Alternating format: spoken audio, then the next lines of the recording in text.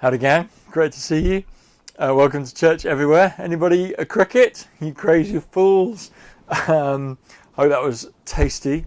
We are looking today at courage, what it means to be brave as a follower of the way, followers of Jesus. Because kids, you'll know sometimes you need to be brave to be a Christian, a Jesus person. If you've ever been teased at school because you went to church, or if you've ever been the recipient of some comments at work because, that's not a very Christian thing to do, or shush, the Christians come in, or you probably won't want to come out on this Christmas party, or whatever, because you're a person of faith. Maybe you've had to make a decision that seemed like Jesus was leading you on this thing. It was a matter of integrity, it was a matter of finances, but it didn't make sense to anybody else around you. But you knew because of Jesus and your following of him, you had to go for it. And that required courage. So we're talking about courage because we're diving into this idea of being people of the way. People who follow Jesus, who said of himself, I am the way, the truth, and the life. And we looked at this little verse last week that says that wide is the gate and broad is the road that leads to destruction, and everybody goes down it. But narrow is the gate and small is the road that leads to life. Choose that path. So we want to be people of that way, the Jesus way, who find creative ways of being followers of Jesus in 100 different ways and styles, and in the flavour that is yours, and in the style that is yours, and with the language that is yours, wherever you find yourself. So that's what we're going to be looking at today. Really quickly before we start, whilst I've got everyone's attention, 3 things I want to just advertise this week. Number 1, our refugee family finally moves into their house. We got the keys on Friday, and so over the next couple of days we're going to be helping them move some stuff in.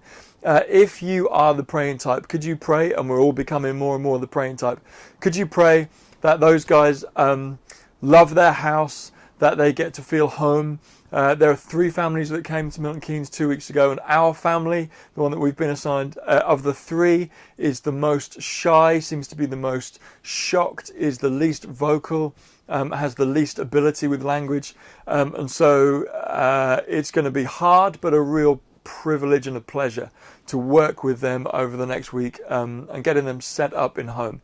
The Red Cross kind of wonder whether they're just completely stuck in survival shock mode and unable to move out of it. So we're going to pray them out. And so a little bit later, when you pray in your venues, pray for that family, pray for the team that are going in this week. Thank God that we've been able to bless them as richly as we have been able to. That's thing number 1. Thing number 2 is next Sunday we're down at Hedgerows Children's Centre. It's Father's Day, so we get down there for 10:30, and in honour of Paul Hotard and his dodgy shirts, we are going to have Bad Shirt Sunday. So if you have an Hawaiian shirt or a 70s shirt or an 80s shirt, or just one that shouldn't be allowed out in public, the one that you're secretly proud of but everyone else says should be outlawed, wear that. If you're struggling, Paul's going to bring a few that he's not always allowed to wear. So Bad Shirt Sunday on the 18th down at Hedgerows, 10:30, and we're going to carry on our discussion on being people of the way. Pastries and coffee at 10:30, and then the following weekend is our festival down at Heron's Lodge. If you haven't done so yet, book on, please book on this week. So marksmk.com/festival. You can book on, even if you come in for one meal, please book in for that one so that we know to have enough stuff. It's 35 quid for adults, I think a tenner for kids. If you can pay.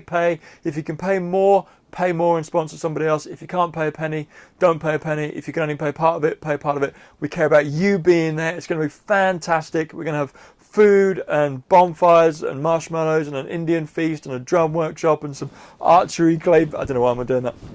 Archery, clay pigeon shooting, time to hang out. We're going to have baptisms on Sunday morning. If you want to be baptised and join in, that kind of fun. If you would say you're a person who wants to follow Jesus and you've never made that step of baptism, then we're going to do that together on Sunday morning. So book on for that.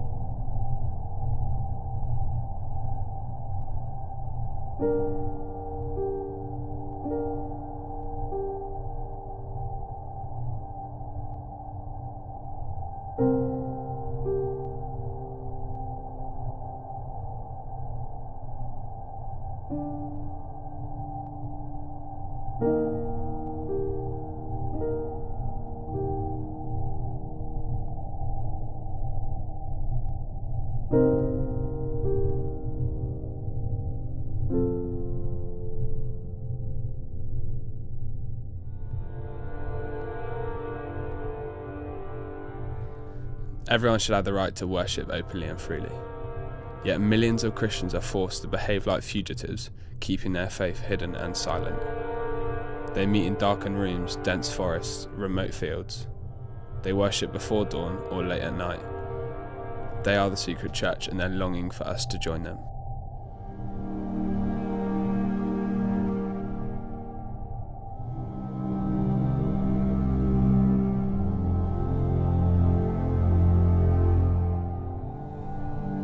One of the things that we said last week was that we want to be known as people and as a church who follow Jesus. And that feels somehow way bigger than being just a Christian, way bigger than being just a churchgoer.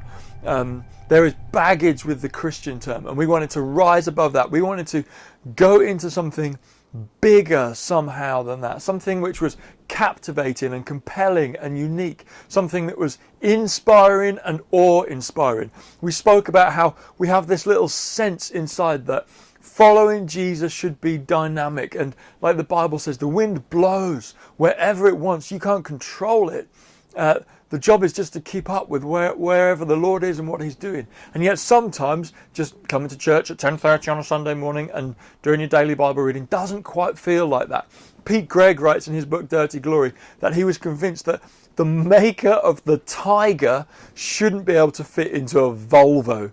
And I love that. And some of us have this sense, this yearning in us that we want it to be bigger, we want it to be more, we want it to be more of an adventure, that following the way of Jesus was captivating and compelling. It doesn't allow you to sit in your comfort zone of luxury, but is always calling us out to more, always calling us out to more radical generosity, to a life of adventure, to not knowing what's coming to come tomorrow, but trusting the one who does in the meantime. And we said that sometimes being a Christian isn't big enough. We want to be Jesus people. And there were two things I mentioned last week that I think we need for that. One is a full-on view of Jesus. That if he isn't the thing, if he isn't the one who completely fills our windscreen, if you like, as we're driving through life, then we're going to feel malnourished. If your windscreen is filled with finances or politics or me or church in general or the 9 to 5 or just getting the kids to school and back and dinner done, getting yourself to work and back and dinner done, if that's all it is, we're going to feel malnourished, and we want to feel fully alive. Jesus said, I came to bring life and life to the full. So the first thing we need is this captivating, compelling vision of Jesus, which completely overwhelms us, and we're prepared to follow him wherever he goes. We put this video online last week. It's on Facebook, it's on the website if you want to go check it out, or go on 247prayer.com and see it there. If you missed it, get Jesus at the center of your attention. That was thing number one. Thing number two that we said we need was courage, because it can be hard being a Jesus person. If you are the only Jesus person in your family, if you are the only Jesus person in your school, if you are the only Jesus person in your workplace, it can be hard being a Jesus person. It can be hard being a Jesus person just trying to motivate yourself to do it and understand, how do I work through my politics, my finances, my relationships, my attitudes, my anger, whatever it is. How do I work through that as a Jesus person with courage? As I said last week, I've been privileged over the last couple of months to spend some time with people from the church globally who don't enjoy the freedom that we do, who today have had to meet like we are in homes across their city, or have had to meet in basements, or have had to meet out in the open behind hedges and or under the cover of darkness, because they don't have freedom. And my question to people in this situation has been, can I learn from you? Can I grow to become more like you? Because somehow you have this vital faith, this faith that is alive. You have a courage and a vitality about your faith which I don't have, and I want it. And so I was thinking, either I could read some books on it and teach about courage for a few weeks, or we could try and catch it from some of these guys. So the next 6 minutes are going to be voices from the persecuted church in Central Asia and in Syria. I want you to watch and listen and think about how it relates to your context. Listen. the first thing we're going to feel is guilt. Oh my goodness, they're so much better than I can't imagine if I was in that situation, I wouldn't be like that. Don't feel guilty. Feel compelled and inspired and motivated to learn from and to try and catch something from these guys.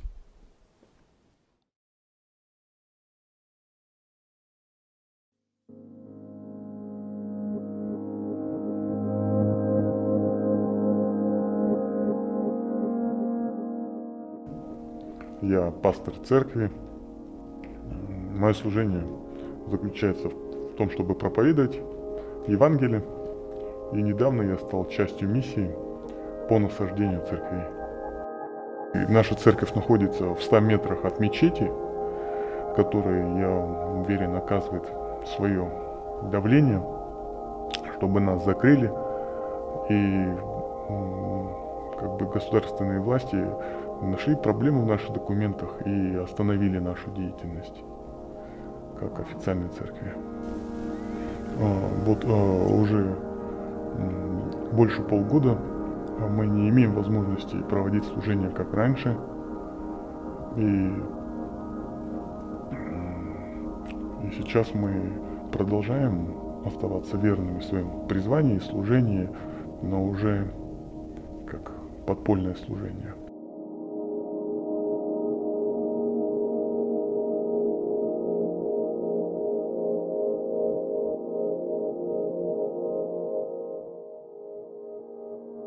Во-первых, это могут оштрафовать нас как церковь, как прихожан, если обнаружат нас там проводящими богослужения.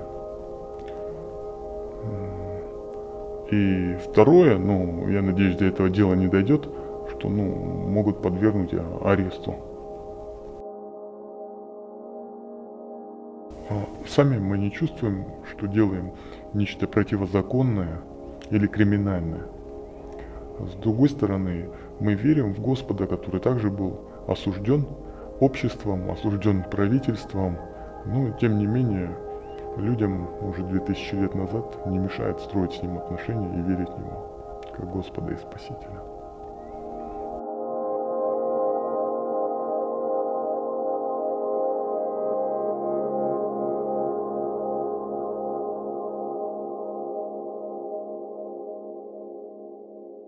В Центральной Азии мы испытываем гонения со стороны правительства, общества, родственников. Мы сталкиваемся с гонениями внезапно, к чему зачастую не готовы. И Open Doors помогает нам научиться служить в этих гонениях, принять их и достойно пройти через них. Поэтому я считаю, служение Open Doors, оно необходимо там, где люди сталкиваются с гонениями.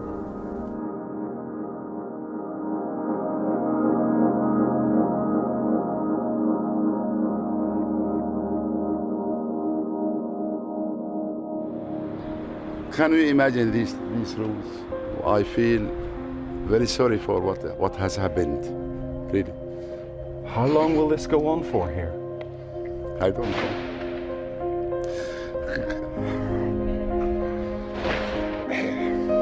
God alone knows.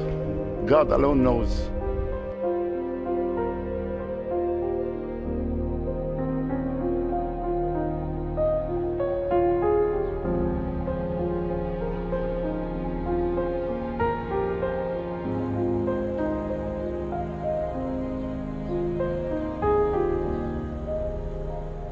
We have something more important than anything else that makes us stay in the country. Well, that something is the life-given message from the Lord. And we are kind of ambassadors of the Lord. We know that many countries that withdrew their ambassadors, which is bad enough. But if heaven withdrew its ambassador from the country, it's a disaster. Our privilege is not that we are able to leave. Our privilege is that we are able to stay for such a time in the country. And I always say this statement, and I believe it from the bottom of my heart.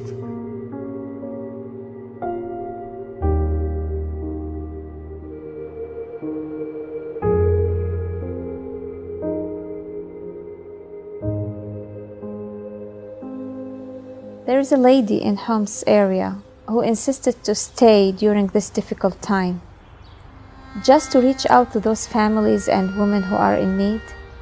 She's risking her life literally every day, and she goes from home to home just to, check on those families and see what they need, what they, daily problems, give them some support, buy them meat and bread and stuff like that.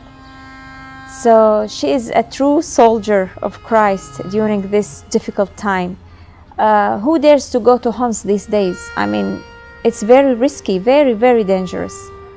Yet, she is doing this on daily basis. She goes from home to home and check on children because she's a Sunday school teacher. And she tries to keep the children busy with Bible verses. So she memorizes those Bible verses with them on the phone, and then she goes and visit with them, and they would say it, by heart to her. And she does this on daily basis. She goes and check on her children and women in church, and she doesn't care about, her own life. It's very obvious that the Lord is doing something amazing. Many people are coming to the Lord, and many people say, we thank God, although we lost everything, but we still we won our souls, or we won Christ in our lives. And the Lord is working, and actually the church have a vision. There is a very obvious vision that this is the time for the church. This is the day for the church. I believe the Lord has been preparing the church for this day. So we feel very strongly that this is our time. Pastor Edward, who was just in that clip there, from Damascus in Syria, and I had the privilege to meet him a couple of weeks ago. And to him and to others that I've met from Syria when I was out in Lebanon in March, I asked the same question. How have you had so much faith and so much courage? What have you put in the bank, if you like, that meant that when it all hit the fan, you were able to do what you do? The answer from all of these guys, from pastors, from nuns, from just normal people like us, has been the same. They all said this: if you'd have met me 6 years ago, before the war started, you wouldn't have thought that my faith or my levels of courage were remarkable at all. What has happened has forced us into these levels of faith and these levels of courage. In other words, you don't feel brave and courageous the whole time. When you're not facing a lion, you don't need courage. If you're just sitting at home eating some noodles, you don't need courage for that. When there's a lion walking across the road, you need courage to face that thing down. When there's a big obstacle in your way, that's when you need courage. Peter wasn't always courageous, as those of you that know the story of him denying that he knew Jesus just to save his own skin, you'll know that he wasn't always courageous. But there were a couple of times when courage was required of him. Jesus said, "Get out the boat, come walk on the water, Peter." And bravery was required. Nobody else stepped out the boat. He did. In that moment, he was courageous. There are a whole bunch of other stories in the Bible. Somebody like Esther, who takes this position as the queen as the result of winning a beauty contest, and her people are being persecuted by her husband, the king. And she does nothing about it, until finally her uncle says to her, "Now is the time, you've got to do something." She hasn't felt courageous for her entire life. And yet suddenly a moment happens where she has courage required from her. Gang, I don't know what it is for us. I don't know when we're going to require courage. I don't know when we're going to require courage as a church to stick to our convictions. I don't know when you're going to require courage to honor Jesus and your faith in your workplace or your home or your marriage or your relationships or your school. I don't know when it's going to be required from me. But I do know that if I have a compelling vision of Jesus, then it's more likely that in that moment of need, I will turn to him. It seems to me that people who think themselves strong in the moment of need don't turn to Jesus. Those of us who assume ourselves to be weak in our hour of need, in our moment of trial, in the time of distress, because we're aware of our weakness, we turn to him who is strong, and he gives us courage. We're going to discuss some questions where you are. I'd love you to feedback about the persecuted church. Open Doors, we work with them across the world. We've become a partner church with them, and we're going to support them, and it's going to be part of our language now to pray for people who are our brothers and sisters around the world, and we want to cheer them on however we can.